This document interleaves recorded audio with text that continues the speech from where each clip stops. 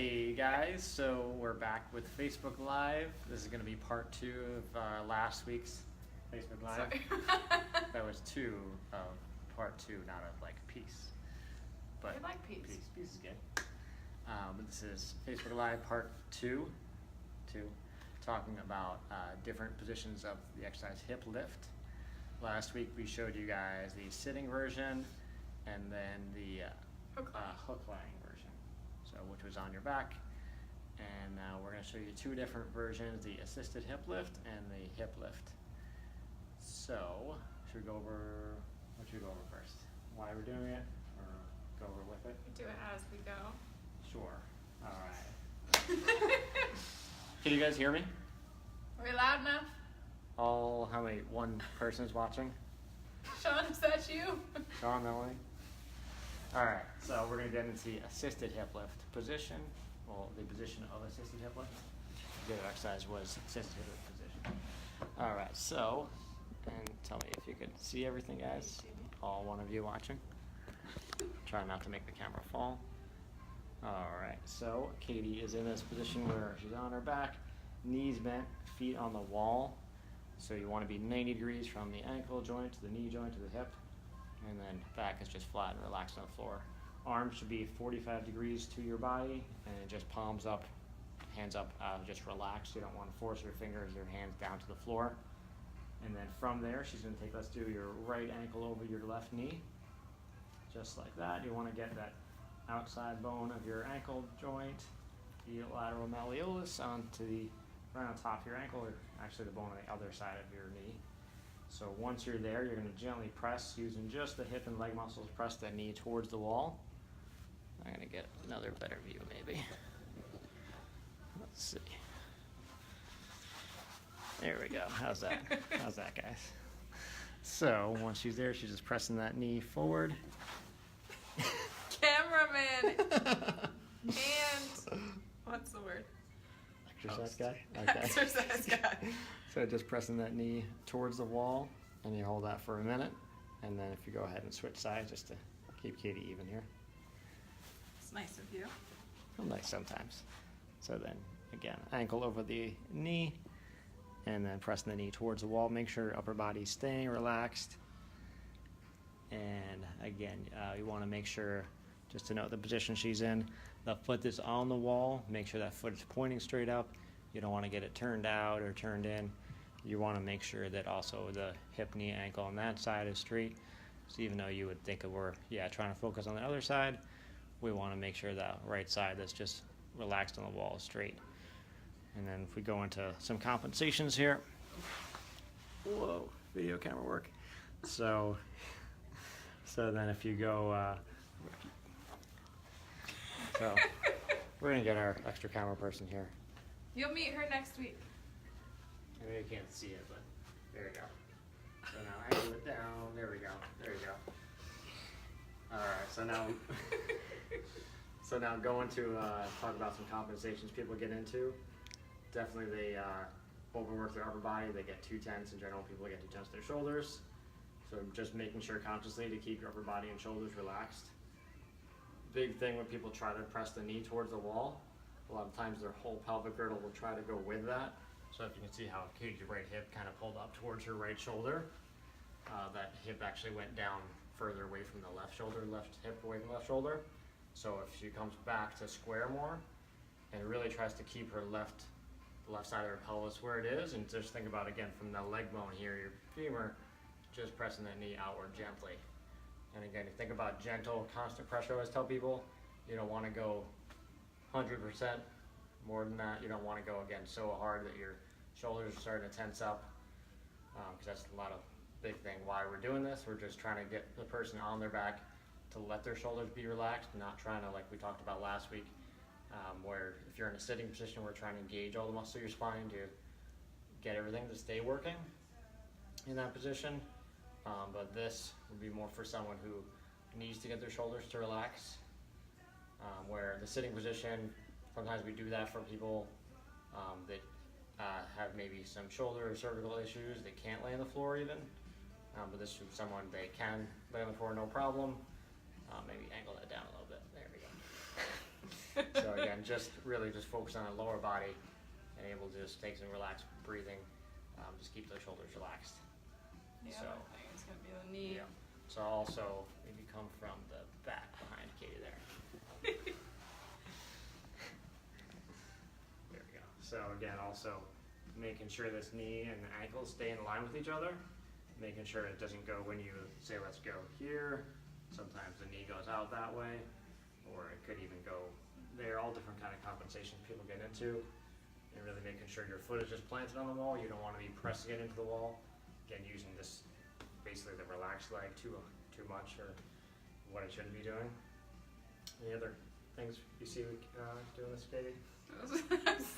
My name is Katie. Katie. Those are the big ones, I think. So let's do a hip lift now. Maybe go back, Kirsten. And yeah, just go this way and angle it down. There we go. Perfect.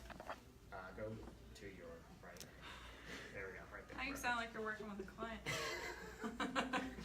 So we're gonna show you guys hip lift now. So now if you start from the same position, some people have them start from flat on the floor, but if you start from here, it's gonna just really make sure they're starting from, again, this position, where if they start from the floor, sometimes I do that, but just going straight up from here to make sure they start from a neutral position. So if you go, let's go your right ankle over your left knee again, and then from there, keeping again shoulders relaxed, upper body relaxed. We wanna take the left foot off the wall, and again, just enough to get it to be away from the wall. You don't want to pull it back so far. Kirsten, can you come on the side of her? For this, I want to show everyone. So I go back and angle it down. So now, Katie, if you go back a lot further, if you can there. So can you see how almost like her butt like popping off the floor? So now if you come back to just like there, how her lumbar spine and her that back part of your pelvis here. Where's my pelvis? There we go. That back part, if she goes so do that again. So go there. You can see how it makes a gap from the bottom of her hips, almost her butt, kind of popping up off the floor. So we want to really just stay there because we want really just get some work in the hip flexor, your quad. We really just ask the body to keep in that neutral position while getting some work in that side. And then again, pressing that right knee in this position towards the wall. You can relax there. We don't want to stay there too long. So, but now so the position like you talked about, I'm just assisted hip lift, so across that ankle over the knee again. So now the decompensation is like where she tries to press this one towards the wall and the pelvis goes with it. So it's going to be a little harder to do if she's in hip lift. So this is asking for more work, but it's almost going to, because it's asking for more work, encourage the person to not compensate as much usually. There. But Right. I would say the bigger compensation with the actual hip lift is probably in the upper body. Right. So now because it's more demand, then if they can't get that, now again, like we see a lot with people that their shoulders trying to take over. That you So. see their arms tense up, their shoulders tense up, they're trying to help out with the work down here, Right. which we really don't want to do. Right. Right. So we're really trying to focus on all that work in the lower body and just again asking the upper body to stay relaxed. Good, relax there. Good. Come on up. Maybe.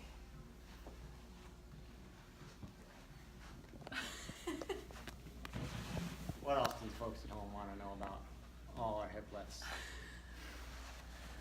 Still one person. Better than zero, I guess, guys, right? I'm trying to think if there's anything we're forgetting. Anything? Bueller? So what kind of people would we put in a hip lift? So, like we mentioned this last time about someone that maybe has a shoulder issue or is twisted with their upper body, that if we were to do things or we tried things with their upper body that their shoulders can't do it, they're starting to get too much work in their upper traps, their neck. They would do exercise like arm circles here. What happens if they just end up shrugging their shoulders, which we don't want? We're trying to avoid that. So we can coach them through it, and sometimes they can get to the position we want to, but if they can't, just maybe going away from their upper body and seeing really how much is that as really dysfunctional or just a compensation. So sometimes try and do exercise like the hip lifts and all the different variations, that doing that, sometimes again changing pelvic position like we've been talking about in the last few videos, pelvic position, the lumbar spine position, if that will help change the shoulder position, get the upper body to relax from there. So we doing our functional testing and watching their posture, throughout the exercise and after each exercise to see how much, if they're rotated one way, even just standing, if they have a shoulder disparity, they're standing normal posture and one shoulder is popped up. So if we do exercise like these hip lift variations, we get them up standing again and we can see shoulder disparity is more even, then we know that shoulder position is more compensation for what dysfunctions they might have had in their pelvis. So that's really a big thing. Yeah, this is a great one, seriously, for people with shoulder pain, back pain, hip pain, knee pain, kind of all the way down the chain, because your pelvis is right in the middle of your body, so guess what? It's going to affect everything above it, and it's going to affect everything below it. Definitely right. Even someone that might have an ankle issue, where someone that maybe we talk about people that we can get into some other videos, but people always talk about pronated feet. People talk about arch support, but if they really look at what position the pelvis is in and how maybe if you can change that, how that'll change where the foot wants to be on the ground. So that's another big thing. Maybe we'll get into that in some other videos. But yeah, so always looking at what the pelvis is doing, where it's at, how that's going to affect, again, the shoulders up top and then going down to the knees and the ankles below. So where, people look at how people look at going to arch support, and people come to us, I just spent $400 on arch support. Well, that's great. It might have its purpose a little bit, but we're really looking at, why is that there? Why do you need that? Going really for the cost of that. So, all right. Anything else we should talk about? No? Anyone? Anyone out there have any questions? We got 2 viewers now. Woohoo! All right. Well, feel free to share this with your friends. Comment below if you have any questions. If you haven't done this exercise, give us a call, email, and we'll show you how it's done. Next week, you'll be See you seeing next week. a new face here in the clinic here at Palm Beach Gardens. So We're keep not an going to eye tell out. you her name or who she is or what she looks like, but a new face. Thanks, guys.